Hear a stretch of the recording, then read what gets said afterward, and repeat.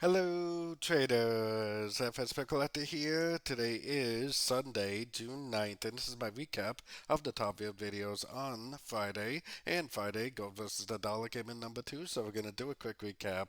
If you'd like to see my full top down analysis from Friday, make sure you check out the video linked at the end of this video over here. So Friday was non-farm payroll, caused a very impulsive move down. I actually still think this is most likely going to go up on a very high time frame, so I am expecting a bounce. At this point, it probably is going to go try to take these lows, maybe to 100, 123, or if it really is an expanding flat on like the daily time frame, it could possibly go down to the 161, 178. Either way, I would be looking for shorts on sort of time frames at the end of pullbacks, at least until you see a breaker structure to the upside, which hopefully this continues to drift down until Wednesday's interest rate news. If that's the case, then it should set itself up for a very good long opportunity on June 12th's interest rate for the US dollar.